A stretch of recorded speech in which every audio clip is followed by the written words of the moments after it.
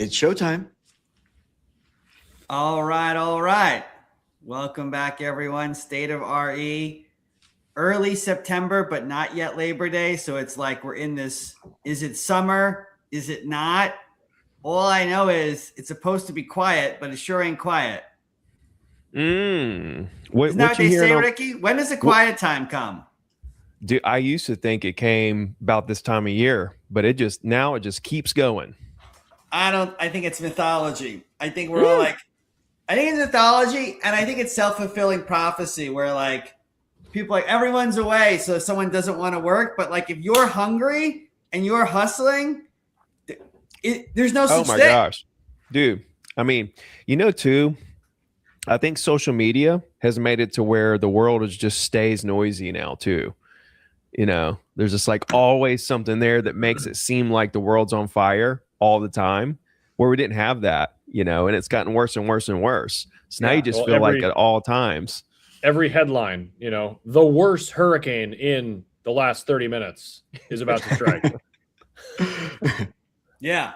I feel like, I don't know, Ricky, because you coach agents all over the country. Do you find that there are two different mentalities where you're like, well, it's the weekend, it's a few days before Labor Day, so I'm going to dial it down. And you have others who are like, I don't care if it's 2 days before Labor Day or like, I don't care, I'm doing my thing.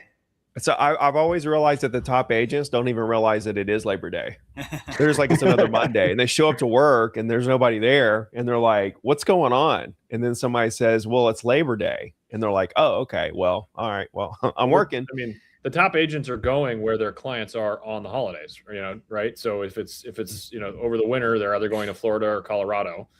And if it's in the summer, they head out to the Hamptons or wherever else people are going. That's what the good agents are doing. They go to where their clients are.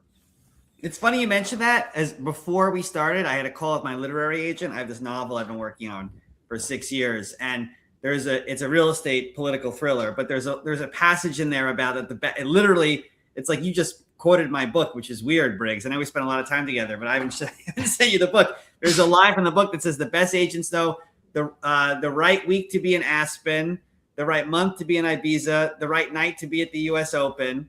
Like it's like agents know where to go. They literally just pulled from my book, which is funny. You mentioned that.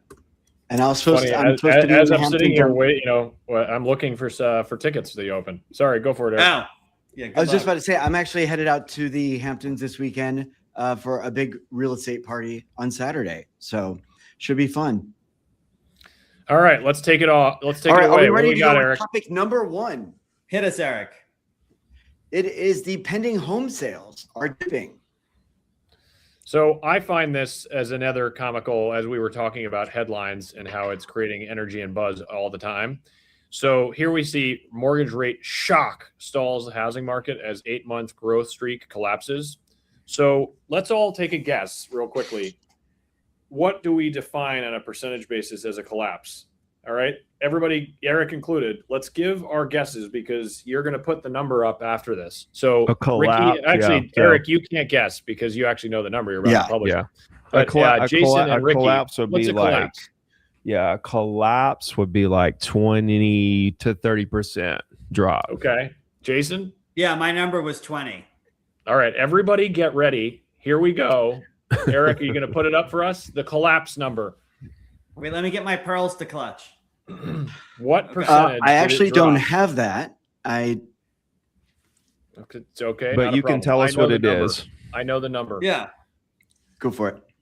Hit us. 0.2%. I was going to say 1%, 2%, something like that. 0.2%. 2008 all over again. Yeah, shock and collapse. It's so crazy, man. And like when you start to search things, this is what's really bad. When you start to search things on AI or Google or whatever, all that stuff is basically pulling from articles that are written. Correct. Right. And then so it's coming from art, and then you believe it because like AI and Google are telling you this, but then it was just written by a writer, at the New York Times or whatever, about whatever their thoughts were against whatever they could try to get people to click on. And then we take this as gospel, because we're searching it on AI. And so it's supposed to be 100% truth, but it actually just came from an article written by somebody that was trying to get clicks. That's Yeah. the sad part about all this is the information really that like when you pull up a bunch of stuff, you don't really know what to believe anymore. And you have places that won't commit to things. I was having a laugh a week ago. There was a tornado. Thankfully, nobody was injured, but a tornado in Long Island, right outside of the city. And all the outlets, you could see the video footage. Couldn't have been a more apparent, legitimate tornado. The cloud was all the way from the sky down to the ground. And all of the reports came in as suspected tornado, alleged tornado. And they had to wait for NOAA, the National Weather Association, to confirm that this was a tornado before putting it in print. Yet everybody that has two eyes was able to see that it was clearly a tornado. So you have two sides of the spectrum. You have either the extremes where 0.2% is an absolute shock collapse, or you have the uber conservative that doesn't want to actually commit to a statement and has to say that regrettably we think it's a tornado. A potential cloud has touched the ground. It's wild how you have both sides of the spectrum right now. Yeah. Yeah. Like what was that? What was that? 0.6%? What was it? Pending sales or what was it? 0.2%, and mortgage rates are just flat. They're very consistent now. But that was pending sales were down. But pending contracts, yes. Pending contracts, yeah. I mean, dude, that's actually really strong considering how high mortgage rates are right now. To only see a dip of like less than 1%, that's crazy strong. Correct. That's like mortgage rates have been tipping up for the last few months. So it's actually, I agree with you completely. It's incredibly strong. Like you would think that pending sales would be down like 5-10% right now. Like I would have probably guessed if you told me earlier in the year that rates were going to be like 6.5 to 7, that mortgage rates going to be that high. I would have said like pending sales are probably going to drop 5 or 10%, but it's like less than 1%. I would say that's beating expectations. It's 0.2. I would say that's beating expectations. Yeah, I would think so. Agreed. All right. Well, long story short is we're doing our standard update for viewers in regards to mortgage rates, but we should probably just transition to the next topic, which I think Jason's going to be particularly passionate about. Eric, what do you got for us? He's focused. What is it? Oh yeah. Where'd he go? We lost him. We lost Eric. Well, he had such great lighting today too. It's a darn shame. He gets good lighting, and there he goes. There he is. Here He's back. are. All right, and so topic for next is the COPA, New York City, with the real deal. So, Jason, I think you need to give everybody a proper update as to what COPA is, just so that Eric, was there a new Real Deal headline today, or is that? Yes. There is a couple days ago. Oh, from a few days ago. Yeah. So, look, we fought this last year very successfully. It did not go through in December. COPA would effectively allow nonprofits a right of first refusal on certain multifamily housing in New York City. So if you go to sell a building, this was if you go to sell a building, you're going to see you have to first offer it to a nonprofit before it can be bought by by anyone else. What could go wrong? So we successfully, it passed the city council. The mayor overrided it, but we kept enough city council members stayed off the bill to not override his veto. So COPA has returned now, but this is not the old COPA bill. I want to make clear. This is a watered down version of the bill that affects way fewer properties. And I presume way fewer agents would actually have any experience with COPA now. Vacant lots are now removed. 421A exits are now removed. It really, a hardship waiver has been added. So there's an estate sale and you can't, you have to sell quickly. You can apply for a hardship waiver. The penalties are better defined. So basically the way this works now is, it was the three units and up last time. Now it's 4 units and up. So, listen, do we like the idea of offering nonprofits not only the first right at a sale, but then a right of first refusal later? No. But to be clear, this affects way less sales than it did back in a year ago. And frankly, the city council is going to do something, and if they want to do something on this, this will probably have minimal impacts. This would really only affect buildings that are in financial distress and buildings that have a ton of violations on them that have not been cured.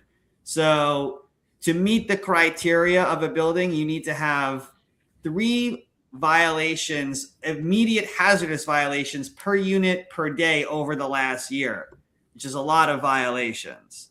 So 2 questions. Yeah. 2 questions. So what exactly is the nonprofit like? Why do they want the nonprofits to have it? A, and then B, when you offer to the nonprofit, you basically just have what you want for it, and then if they don't take that, then that's the right of refusal. You can move on to another buyer, and like if that's the case, why not just double the price and be like, here it is, you can have it for this price, and if not, I'll move on to sell it to somebody else. Yeah. So what happens is, yes, so you can offer at a high price. If they don't have a meeting of the minds, the problem becomes on the back end when you do have a deal. So say you have a deal to sell it to Briggs at a certain price. So once you have the contract, whatever that price is, that's the price you have to offer to the nonprofit. And then why do they want this? What is the nonprofit going to do on the back end that's so marvelous for the area? So the theory is from the council that they would have different incentives in terms of how they ran the building, and that they would somehow be able to keep the units more affordable than a profit-driven developer. Okay. So then the question becomes, who cares? Why is that a problem? Well, I think the real issue is it's the expense side of the ledger. Outside of paying like sales taxes, fueling a building is going to cost a nonprofit landlord what it costs a for-profit landlord. Fixing an elevator is going to cost the same. If you cannot maintain the building, you can't afford to maintain the building, then you can't afford to maintain the building, whether you're a for-profit or a non-for-profit. And so it excludes the expense side of the ledger and just assumes that lower rents will make it more affordable. Like I've said, lower rent sounds great, except when your elevator doesn't reach your floor. But then at that point, that's the nonprofit. That's the owner's problem, who's the nonprofit, and that's their problem at that point. So they decided to do lower rents.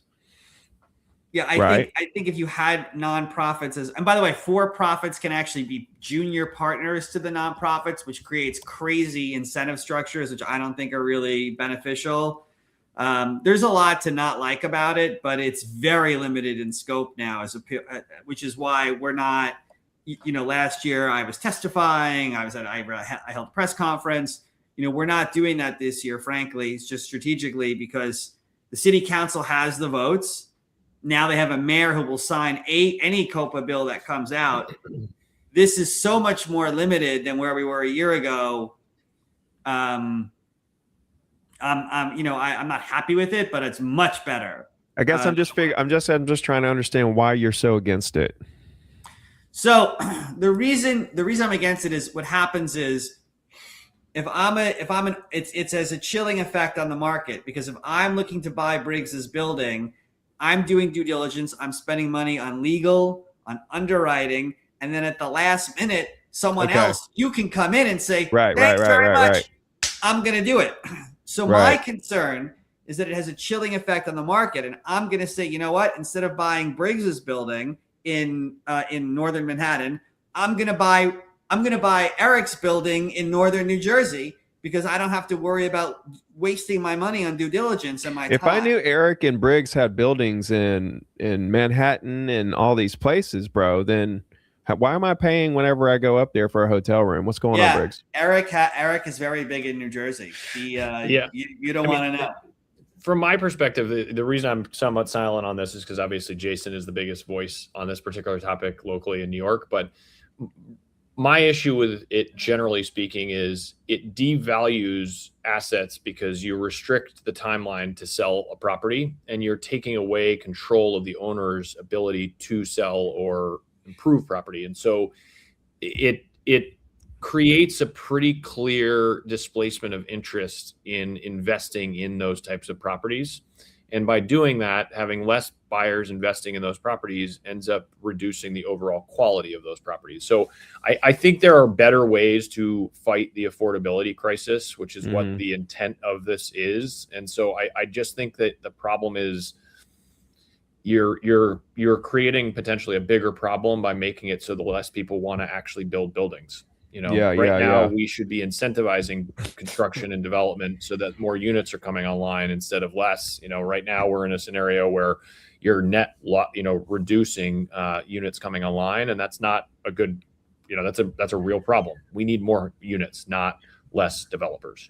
So, I guess if you're going to buy a building and then I'm the buyer, before I put money into due diligence, I'm going to get it signed off on by the nonprofit that they're not going to buy the building, right, before I put the money in. But on the flip side, if a bunch of nonprofits owned a bunch of buildings, then and now they could basically control rent of all the for-profit entities, which could keep rent, down. Which, to your point, if that influences rent to come down to the level that you can't even maintain the building, I can see where it would definitely start to escalate in the wrong direction for sure. I'm wrapping my head around it. If you end up in an environment where people don't want to build buildings, which is what these types of policies create, regrettably, you can win you can win the battle, but you're going to lose the war. Is the general theory. That's it exactly. And by the way, the war is supply, and New York has artificially constrained its supply in ways that places like Austin haven't. And by the way, people say, oh, well, that's Texas. Texas and New York are different. They did it in New Rochelle, just north of the city. They did it in New Rochelle, where rents are down 37% thanks to expansion of building permits, change of zoning. It works, and it works in New York. Just in the city, we've constrained so much that we've created this huge crisis. You can see on YouTube when we put up, because I'm still people forget sometimes that I'm an everyday agent, just like all of our members at ARA. Like when we whenever I get an apartment to rent, and granted, like the last rental I did was $70,000 a month, but when we get an apartment for like $5,000 a month, sometimes we have to hire extra people just to stand outside and like to manage the crowd control. It's unfair. It's ridiculous. This is the market we're in. Yeah. And you keep in mind, right now you have tens of thousands of units that are not even on the market because of restrictions that have been applied to them from policy that regrettably. Yeah, we had 57,000. Yeah, that's right, 57,000. And that, let's fight that. Let's fight that battle instead of this one. I have offered to go to Albany in January. I want to. They will not hold hearings on HSTPA, which has caused this vacancy in rent stabilized housing. And there you go. All right. Looks like we got our next topic coming up here. Eric, you want to help us get through to the Apollo topic? Absolutely. So this is the big one for the day. We will be sharing the top 10 points for their housing outlook. And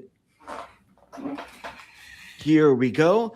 Briggs, I'll be honest, I haven't read this, so I need to rely on. No, the point is, let's go through them one by one. I think we've got great minds here. Here we go. Higher mortgage rates, we already know this, so I don't think we even need to get into that. But let's look at more, in the weed stuff. So 75% of households can only afford a home price below $300,000, and that is well under the median price. So this goes hand in hand with what we are talking about with affordability, obviously being a problem. If you had more supply, which right now supply is very dry, you would help to resolve this problem. So let's just go bullet by bullet. Let's get everyone's feedback and we'll go from there. So I give my comments on two. Yeah. So number one, you have to look at all this data. Like, okay, how did they actually collect this data, right? Because it's like the National Association of Realtors, our best friends. They said months ago that the average or the median price of a first-time home buyer was like 40 plus years old. When in reality, if you look at all the different companies that create data for real estate, they were the only ones that were even close to that range. Everybody else was in like the mid 30s or even the lower 30 range, right? So you have to look and see how these companies actually collect their data. What's the size of the pool? What are the questions, etc. But this is probably pretty true in terms of affordability. Even if it's not exactly true, it's probably somewhere in the ballpark. And here's the sad part, and this is where it's sad that when a buyer is looking at, okay, do I rent versus buy, and rent is like way cheaper. Okay, so then you're kind of forced financially to rent. Places. Yeah, in most places, right? And just take, if you're in one of these, like probably, okay, 75% of U.S. households can only afford, right? So probably 75% of the markets right out there, rent's probably cheaper. And so you look at that and you think, well, financially, this is all I can do. But the sad part about it is even if they were to buy a home and pay a mortgage payment that's a lot higher than rent right now, but you're locked in, right? Then you look 5 or 10 years down the road at how much higher rent's going to be than the mortgage payment you're locking in right now. That's the sad part. And when you start renting, you're basically digging yourself into this financial hole that you can't really dig yourself out of, because rent continues to go up, right? It cost of living continues to, you end up like living paycheck to paycheck, dumping all your money into this thing with really getting nothing out. And you can't go buy a house because all your money's going into this deep, dark hole. Yeah. And it's just this cycle and this gap that you can't really, that's, I think, the saddest part of this affordability thing, is that a lot of people are renting that would be in far better position in 5 or 10 years from now if they bought, even though it's like way more expensive for them to buy right now. Yeah. So Ricky, we actually talked about this. We talked about this, forced savings. Yeah, but it's also, we talked about this, that in the last century, one of the great American innovations was the 30-year fixed mortgage. All the upside, none of the downside. Interest rates drop, refinance, get a lower rate. Interest rates rise, you're good. Your payment is the same. Same. Yeah. Rent goes up every year, like you just said. Yeah. But you have a 30-year fixed, you are paying the same. Right. Well, there are two key charts that Eric just had up. The first one was the drop in first-time home buyers. The second one, which we're looking at now, is obviously the increase in the first-time buyer, or rather, this is the average. This is the median age of a home buyer.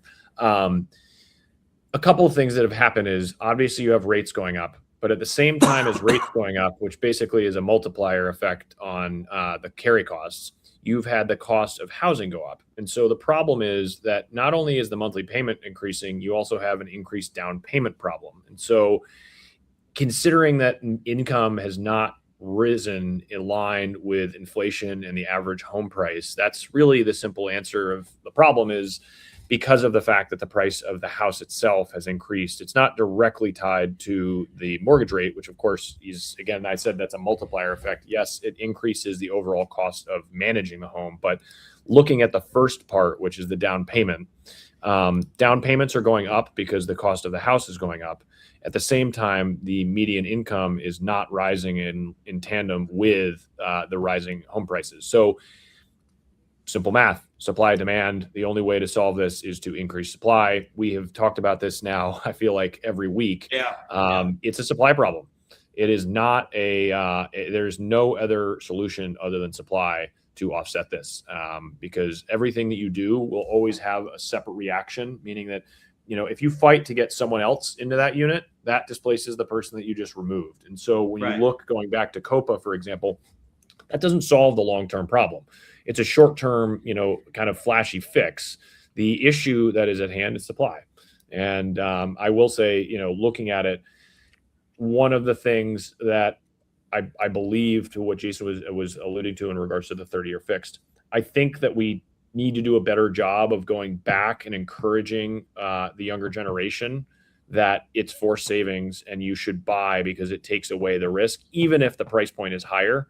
I do think there are a lot of people that are sitting on the sidelines right now because they are hoping for rates to drop, and they're not going to, that's probably not going to happen anytime soon. And so having the ability to have forced savings versus saying, you know what, I'm going to go sit in that higher rent for 2 years and wait, may not end up being the best reaction, because it's not going to be, dude. Prices are going to keep going up. Correct. Right. And the markets that prices have come down, they're not going down anymore. This is an interesting stat. So look at this stat. That's a wild one. Look at this trend. One here, the size of a house. Yeah. Interesting that it peaked in 20 15, it looks like. 16, 15, yeah. Yeah. That is interesting. Well, that's I good. don't even know how I to, think no, it is down good. the I cost. don't even know how to speak to this topic though, because it's just kind Well, of the an reason it's interesting come trend. down is to create a lower price point, right? The higher the square footage, the more they have to Right. charge. You Right. have the era of the McMansions, which are highlighted by like the Sopranos era, let's call it. So, Well, we talked about it a couple of weeks ago, how Washington State in certain markets is now permitting the addition of an extra bedroom, which is an interesting solution to fight affordability, is to permit people that have a house that need to move the ability to add the bedroom instead of forcing them to have to move. Those are the types of progressive solutions that actually can make a difference versus, again, just going back to COPA, that is not a solution. That is a temporary treatment to a symptom. yeah, I agree. Eric, what's the next? I think we have the next few to go through. I knew these would be interesting to go through because they're just, it's Apollo. Obviously, they're going to have great data. So nobody is moving. Structural decline in the share of the U.S. population changing addresses continues. So we saw this obviously in 2020. Nobody moved. There was that clear wave, and that was driven by a pandemic. But take that out of the equation as an outlier. This is basically saying that we are hitting a record low of people staying put, and that is adding to the reduction in inventory for sale. I'll kick it to you guys. Well, I mean, like you just said, but when they move, they have to buy something else. So, right. It's just displacing someone. So them staying in the house, them moving out of the house and putting that house on the market isn't solving the problem either, because now they have to go somewhere. Yeah. So like them staying there versus them selling and adding to inventory, that doesn't really solve anything, because they still need to go somewhere, which means we need more inventory. So you also have a huge percentage of people that either purchased or refinanced during COVID. Right. And they're in a 2 or a 3% mortgage. Yeah, their mortgage rate is like crazy low. Crazy low. And people are going to basically say, I'd rather live in this than move. And I know tons of friends who are stuck in, a 3-bedroom house, It's like, but it's like stuck. It's like Crimea River, dude. You literally are sitting on like one of the lowest mortgage payments in history. Right. It's like, oh, poor you. You're stuck in a really great financial position. It's a real problem in the sense that going from a 3 to a 4-bedroom for somebody stuck at a lower rate could mean doubling or tripling their monthly payment. Right. And so it speaks to why we're seeing this reduction. People would rather improve their already great asset than move. All right, what do we have here? So this is saying that household formations slowing down because of lower immigration. That's kind of comical, I think. I think it's the lack of birth rate. I think it's the reduction of birth rates is probably, like, for whoever wrote this to put their assumption of what the reason is. Well, this is just data points. There's no explanation. No. I understand the data points at the bottom. Lower immigration. I understand the data points at the bottom are facts, I'm sure, depending on, again, how they actually created the data. But then the statement at the top is opinion. Yeah. Right. But no, that's with everybody. I'm running this through AI to get some feedback here. So the reduction of household formations, that's a thing, because the creation of household formations creates the demand for supply of housing. And so if the household formation is slowing down, because of immigration and lack of people having babies like they used to, that actually helps, like, long-term, the situation around supply, which kind of, people always talk about this lack of birth rates, and, that at some point the world will peak out population and then start to decrease, because of that. The 3 key data points are higher interest rates, slower natural population growth, which is obviously related to birth rates going down, and then the other one is immigration. Right. Those are the three key inputs. So wait a minute. You said mortgage rates are one of the reasons of fewer household formations? This is coming. Okay, so people look at mortgage rates and say, we're not going to have a baby? Well, it's driven by the fact that it's again, people can't move to theoretically, if you are tied to a lower mortgage rate. I know, but that's just No, but hilarious. I share Ricky's That's question just on hilarious. It's like, Yeah. okay, we're going to wait until it goes just to down be clear, to not my 6.2. opinion. Not my Yeah. We opinion. want to have a baby, but we're going to wait till the 30-year fix gets down to 6.2. Larger I'm fact. reading- I don't think someone goes, should we have the kid or not? It's the interest rate 6, 7. We're watching rates every day, honey. Please do not say 6, 7. I've had enough. Please do not say 6, 7 again. Had enough. Oh. No, I mean I agree with you, but I'm just giving you the 3 hot topics. Yep. I literally put that Which comes from AI that came from articles that were written by people who don't know what they're talking about. Yep, exactly. Well, actually, interestingly enough, the higher interest rate one comes from Harvard. So, Okay, that doesn't mean a thing. well, I'm not saying I'm disputing it. I'm just telling you where the data point was pulled. Yeah. No, all right, absolutely. let's keep it going. So we've already covered the average age in regards to aging stock. So let's go to 7. U.S. homes are getting smaller. We actually just covered that. Housing price inflation is stalled at near 1%. So that's basically a non-stat. Well, basically, then- house price inflation, basically home prices are stalling. Yeah, it's kind of flat, which a lot of people are talking about that we're not going to see a lot of appreciation over the next couple of years. A lot of real estate investors are like, we're not going to go into single family because, it's not going to be like it was. You're not going to see these big jumps in appreciation. Well, going back to the headlines, I mean, 1%, that's basically collapse. It's flat. That's mild. But I think Ricky actually makes a really good point. I think Ricky just hit on something about the sort of evolution on housing. I was this movement towards even more multifamily housing in the suburbs, which for a while was like no one wanted to go there, and now we're realizing we have to. I was actually just noticing I'm in Boca Raton now, and there's one of the developers, GL Homes, who's the big developer, big single family home developments in Boca Raton that they sell out like that, 1,200 units gone in days when they have a new product. Their new development that they're doing now that they just announced, first time ever, townhouses, not single family homes. And I said that is part of a larger national trend. When a single home developer, one of the biggest in South Florida, all they do is single homes, is now building townhouses. It tells you something. Yeah. Keeps the price points lower, right, per foot, makes it more affordable, but they're still starting at like 1.3. Not that that's affordable, but where that's the homes happening all over New England and Westchester, Connecticut, New Jersey. It's popping up. These commuter towns are starting to realize that people, if they can be provided the convenience while still getting access to the suburban lifestyle, they are choosing that is kind of their preference. Yeah. All right, we got to get through these because we have a couple more topics. So, Eric, can you put those 5 bullets? I think there were 2 more we needed to cross real quick on the Apollo front. I think we should move through these quickly because we're already at 40 minutes.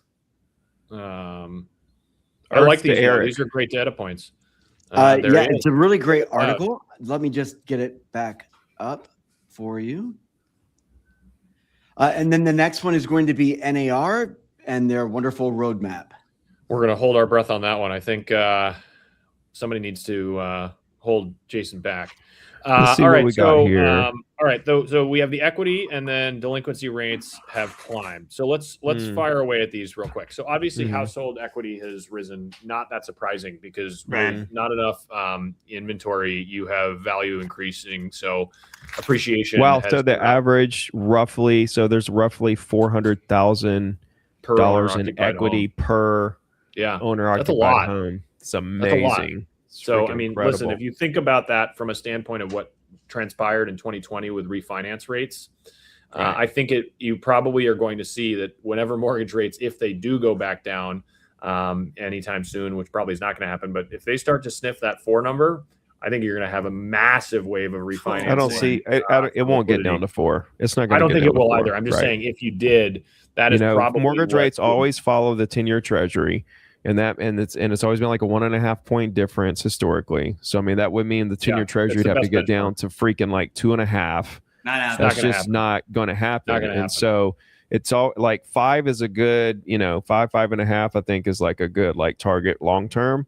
But when I think 400,000 in equity per owner occupied, and that was literally free money, I think if we ever get into a situation where homeowners do get in trouble, which it's just not like it's, we got the delinquency rate on multifamily here, but if you look at delinquency rates on, residential, it's literally historic lows. Yeah. Like homeowners are in the best financial position that they've literally ever been in. Like credit scores of homeowners, the amount of homes that are paid off, the amount of homes that only owe 50% of what it's worth. But if they ever did get into trouble, that equity, they could sell it for 100,000 less and still be up 300, right? So like you could see price. There's a lot of room for prices to come down if in fact homeowners ever got in trouble, which is just nowhere on the horizon. And the reason that having this seesaw with rent to own, the reason delinquency rates are up is because rents are so freaking high. And then if you're a renter, you don't have the luxury to fall back on your equity, right? So as a renter, you have no equity. And with rents going up, no surprise, delinquency follows because people can't keep up. And why are rents going up? Lack of inventory. Right. Yeah. Cool. All right. So I think we're all excited to see what Jason has to say in regards to this Inman article. I know I've read it, and it's actually a great piece in regards to NAR, and I think that NAR does deserve some credit for what is said in it. But let's jump right in. Basically, the topic is about the fact that NAR has the roadmap for a change in the tides and the future of the association. And I think that I'm just going to sit back and listen to what you two have to say about this. Well, what do they mean? Let's define that. What are they talking about? NAR has written the roadmap. Jason, you want me to jump in, or you want to just hold with bated breath? Listen, I think that anything they do to improve is great. We've never been here anti-NAR. We've never offered ourselves as a quote unquote replacement. Literally, structurally, that could not happen. If I had a wand, I couldn't do it. The way the industry is structured, that is not something that is on the table. Even when we started this 3 years ago, this week, with the NAR Accountability Project, and 3 years ago, later this month, I led a press conference and protest outside NAR headquarters in Chicago to press for change. We had a 4-point reform plan. 3 of the 4 points ended up being adopted. It's change we got. I've always been an advocate trying to help get them better. And I've dismissed entirely the notion of rivalry between the two. I get that others. Of course. NAR. But what do they mean by roadmap? Ignored us for 2 years. And then they made, then this summer they came out swinging. They mocked us as having a cocktail napkin business plan, which, to my cocktail napkins was very offensive. It didn't quite understand that. Made no sense. Actually just made us work harder. And we appreciate the bulletin board material. It's up on my wall over here. Their roadmap is their outline for what they're changing internally, what their plans are for the future, how they're building for their future, how they. So this roadmap is like a new plan, basically moving forward for them. Yeah, got it. And if it helps, great. I think every day, I think at the end of the day, agents would love the idea of having choice and not feeling like they were forced to joining any associations. If you look at the Inman survey that they did, clearly, like 17% of all doctors are members of the American Medical Association. 15% of all lawyers are members of the Federal Bar Association. That's typical of any industry, 15 to 20% membership. Mm-hmm. Our industry is an outlier in how we're constructed and governed. And I think it's new world. There's a lot of pushback on that. And I get it. Yeah. And so we always just want to be the association people want to join, never the one they have to join. I think it's also important to understand that ARA is an association exclusive to real estate agents, whereas NAR is an association that covers a very wide net of people within the industry of real estate. Obviously, its first intention is agents, but they have a very wide net, and I think it's important to understand that the groups should be able to work together. I know Jason and you have said, and I think Maurizio said before that they're prior, when you first launched the association, there were efforts to try and collaborate that regrettably were not well received. Well, they ignored us for 2 years until they couldn't ignore us anymore, which is just like, that's just how life goes, I guess. But the phone lines are open. We are here to be a partner in change and growth in the industry. We should not be looked at as the adversary. Ricky, what do you hear, knowing that obviously you cover agents all over the country, but what is your input in regards to how agents feel associations are, good, bad, ugly? And my general viewpoint is that associations tend to be looked at negatively from within industries, in the sense that, it's hard to really lift up a profession. I think it's split. Yeah. I think it's pretty split because you got some agents that really want to get involved, make change, make the world a better place. And then you got the other half, you got agents who just want to focus on their business, connect buyers and sellers. They don't care about all the noise. They don't care about all the politics. They don't care about all the policies. They just want to take whatever rules are in front of them and use them to, optimize their business. And so I think it's kind of split. And the ones that are for it are very loud. They really, want to voice their opinion. They want their opinions to be heard. And I think that's who we're advocating for, right? Or the ones that we're advocating for everyone, right? Like, it's that, like, you want to focus in your business. Good. ARA is helping me in this state or in that county or in Washington. Like, I get it. I have a very particular background that affords me the ability to understand the politics around this country better than most, because I have the experience with it. But like, it shouldn't be every agent's job to know the stuff I know and do the stuff that I do. But that's why I run a trade association, so I can be out there fighting for you. Mm-hmm. Yeah. And I think it's important too to understand that there's this split demographic out there, right? One who's wants to be very loud and political and change the world, along with building their business, and one that doesn't want anything to do with it. They just want to build their business. And this is something I think that, let's just call it, the other association doesn't do a very good job of, in my opinion, is kind of catering to both parties. Right. Mm-hmm. And so like having the division of ARA that is out there advocating, right, and doing the protests and, all the things, right. And then you got the division of ARA that wants to help agents actually optimize their business, right? And I don't know how far you guys have gone into that world, right? But that would be pretty incredible, because if you had both of those things, which you have one for sure, but if you could really get both of those things kind of running together, you could really capture, I think you're spot on. I think it's important to understand that one of the things that Jason, myself, and many others are trying to work on, quite aggressively, is the fact that a huge pain point for agents in brokerages revolves around data and data control, and how data is distributed, who owns it, but also who benefits from it. And I think that the piece, when you look back on the settlement, the commission settlement, that was a pivotal moment in time in regards to how agents and brokerages were perceived, in other industries. Regrettably, there were so many headlines that represented the agents in a way that just unfortunately was not positive.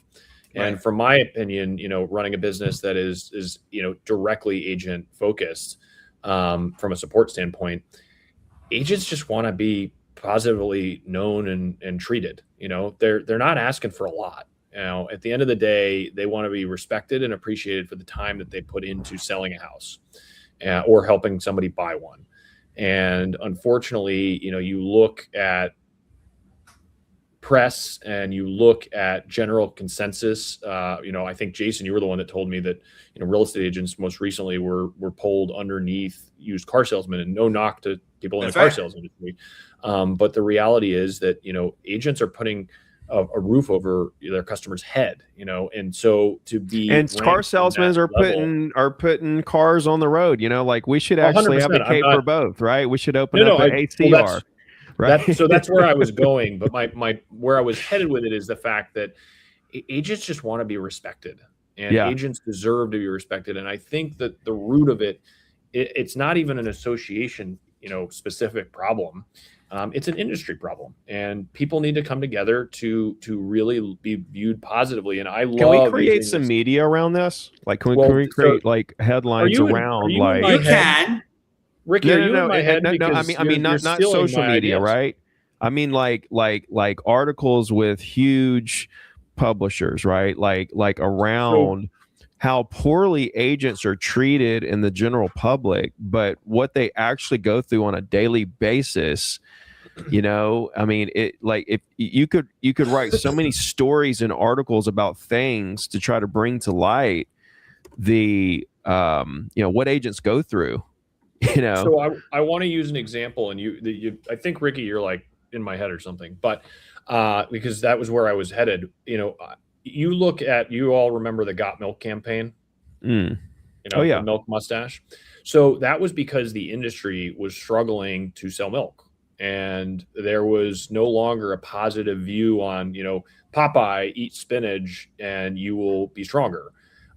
They actually came together, not the whole industry, but many of them came together to fund and create the Got Milk campaign.